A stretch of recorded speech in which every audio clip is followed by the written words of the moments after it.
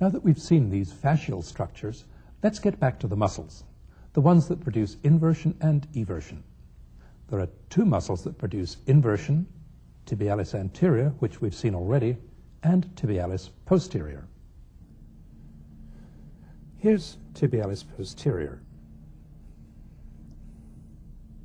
Tibialis posterior arises from the back of the tibia, the back of the fibula, and from the interosseous membrane in between. Its tendon passes immediately behind the medial malleolus through a fibrous tunnel that's covered by the flexor retinaculum. Beyond the malleolus, the tendon of tibialis posterior fans out. It has a wide insertion here on the navicular and first cuneiform bones, and also under here on the bases of the second, third, and fourth metatarsals.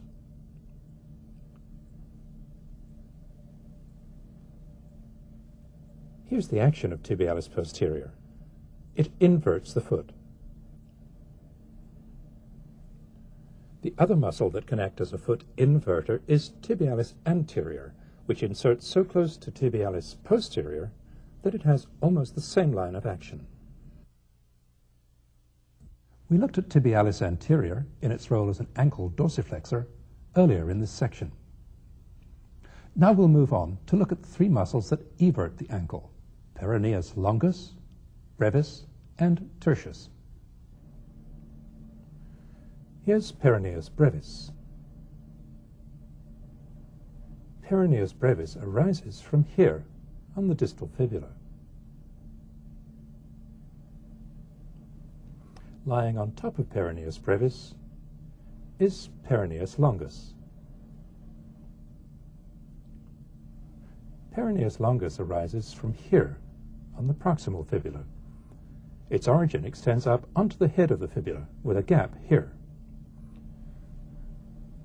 The deep peroneal nerve passes under the upper end of peroneus longus here, as we'll see. The other muscle in the picture here is tibialis anterior.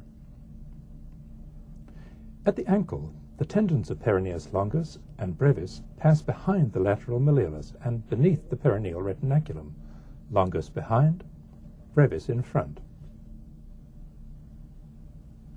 Peroneus brevis runs forward to insert here on the base of the fifth metatarsal. To see the remarkable course of the peroneus longus tendon, we have to remove the entire sole of the foot.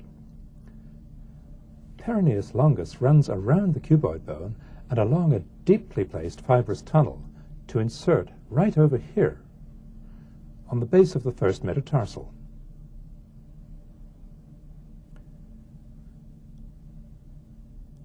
Lastly, in front of peroneus brevis and longus, here's peroneus tertius.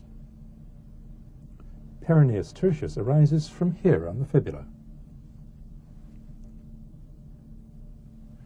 The tendon of peroneus tertius passes under the extensor retinaculum and in front of the lateral malleolus to insert here on the base of the fifth metatarsal, next to peroneus brevis.